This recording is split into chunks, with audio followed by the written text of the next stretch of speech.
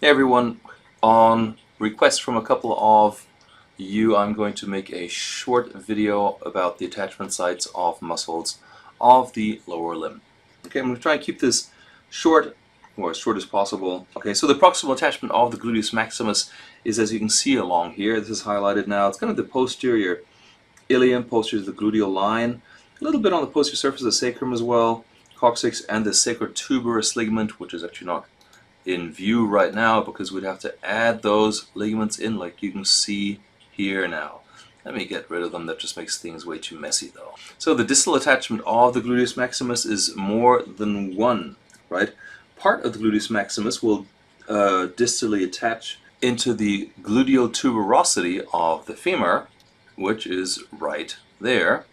But another part of the gluteus maximus is actually going to attach via the IT band all the way down on Gerdy's tubercle, which is lateral condyle of the tibia. It attaches there together with the tensor fasciolata, which comes from the anterior superior iliac spine up here. Yeah, that is where the TFL comes from, but also the sartorius muscle comes from there. See, they both come from very close together. So if we say like, hey, what comes from the ASIS? You would definitely have to mention that it is going to be the sartorius and the tensor fasciolata. And next you're going to have your gluteus medius and gluteus minimus. Basically, they both come from the external surface of the ilium. And you know what? Although we have different little marks here, that's both on the greater trochanter of the femur, so they both distally attach, or they insert on the greater trochanter of the femur. You remember what innervates them? The superior gluteal nerve. You remember what their main actions are? Let's see, abduction and medial rotation of the hip joint. Next in line is going to be the obturator internus, which actually passes through the lesser sciatic foramen. Remember, we have the greater and lesser sciatic foramina that are prior to the addition of these ligaments, not foramina at all. We actually have the greater sciatic notch and the lesser sciatic notch. However, if we add the ligaments in, we actually have the greater and lesser sciatic foramen.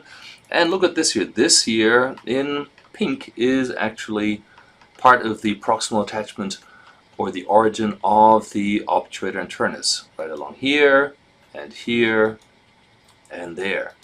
The obturator internus comes from the pelvic surface of the ilium and the ischium and around the obturator membrane. But where does it distally attach? Distally, it actually inserts onto the medial surface of the greater trochanter. Let's rotate around here. A really small space here. Yeah, so it's actually called the trochanteric fossa of the femur. But it is not alone inserting here. Together with it, we actually have the two gemelli inserting. Do you remember that we have the two twins, superior gemellus and inferior gemellus? There's a superior gemellus, and here's the inferior gemellus. And those together with the obturator internus will then distally insert into the trochanteric fossa of the femur. And now we have another muscle where the name once again tells us what shape it has. It's called the quadratus femoris.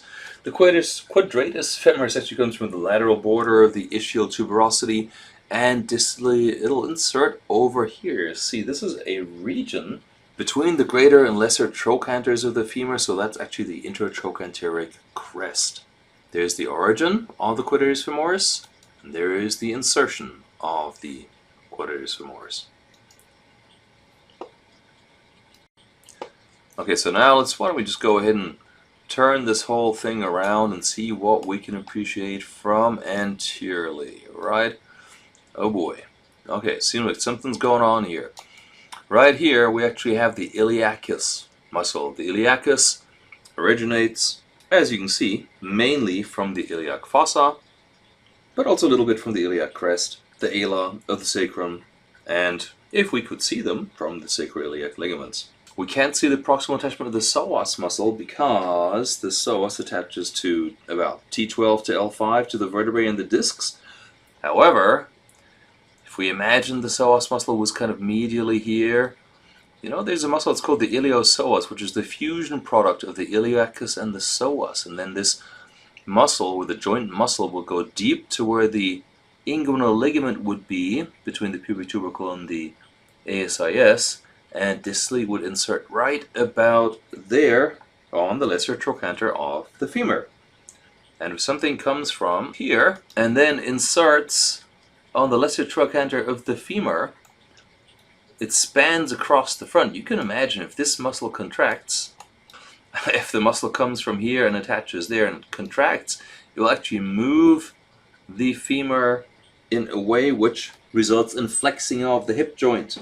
For a short moment, let's think of muscles that are kind of going to be found in the anterior thigh, right? We have a small attachment site right here, which is the proximal attachment or the origin of the rectus femoris, right? It comes from the anterior inferior iliac spine, a little bit from the ilium superior to the acetabulum. Well, very well. Then we also have here the vastus lateralis, the vastus intermedius, and the vastus medialis. And guess what? All of these guys together via a common tendon will insert down here to the tibial tuberosity. Well, let's see, what else do we have here, right? Well, I'd say right here we have the proximal attachment of the pectineus. Yeah, it's actually on the superior ramus of the pubis.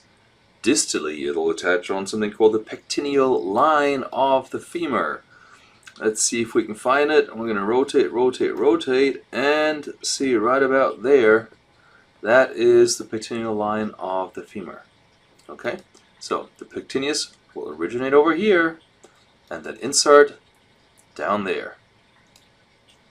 Insert, and originate. I don't know, I'd already mentioned the sartorius briefly, but let's check it out again. Here is the origin of your sartorius. The ASIS, or the anterior superior iliac spine, and the insertion of the sartorius, of course, on the superior part of the medial surface of the tibia. The sartorius can do a whole bunch of stuff. Do you remember that it's like one of these incredibly versatile muscles that can do not just one thing? Well, the sartorius can indeed flex, abduct, and laterally rotate the hip joint. And it can also flex the knee joint because, see, it'll cross two joints. Yeah, it'll cross the hip joint right here. And if we go all the way down here, it'll also cross the knee joint. That's why it can do so many things. Now let's venture into the medial compartment of the thigh. We can see here is where the adductor longus comes from. This is where the gracilis comes from. Here, the adductor brevis. And here is part of the adductor magnus. So all of these come from the body of the pubis, inferior to the pubic crest. Now, the adductor magnus, however, has a little bit more of an attachment.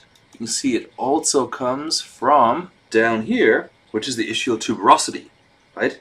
Because we have the adductor part that comes from the inferior ramus of the pubis and the ramus of the ischium, and the hamstring part comes from the ischial tuberosity. The adductor longus is going to distally insert into the linea aspera, which is this very long line here on the femur. The adductor brevis is going to also insert into the linea aspera, but a slightly more proximal part than the adductor longus. It also inserts into the pectineal line. And for the adductor magnus, well, as we know, it has hamstring part and adductor parts. That means that some of the insertion is going to be on this region down here, which is called the adductor tubercle of the femur. That is the hamstring part. And the adductor part, like the good adductor does, attaches all the way along the linea aspera, at least mainly. It also attaches a little bit along the gluteal tuberosity. Then we have our gracilis muscle, which we can see will attach right up here on the inferior body of the ramus of the pubis. And remember that the gracilis is part of the pes anserinus, so the distal attachment or the insertion of the gracilis is going to be down here together with the sartorius and the semitendinosus on the superior part of the medial surface of the tibia. Then we have the obturator externus, which comes from the margins of the obturator foramen here. And as it's a lateral rotator, we kind of have to look on the other side to see where it'll insert. Flip around, and it'll insert all the way over here on the trochanteric fossa of the femur. For this, I think I'm going to try and add in the muscle that we can see the muscle in action. Here comes the obturator externus in action for you guys. Here's your obturator externus in action, in motion. Proximal attachment. I try to fade the other muscles. Distal attachment. You can see them shining through here. It is a lateral rotator. This is a complete anatomy. If you want to see this in motion yourself, as you can see, we have a lot of other muscles in action, including our sartorius. Like I announced, this was probably not complete. I know there's going to be more coming on as we move further down along the leg, even all the way down to the foot, but that's going to have to be on another day.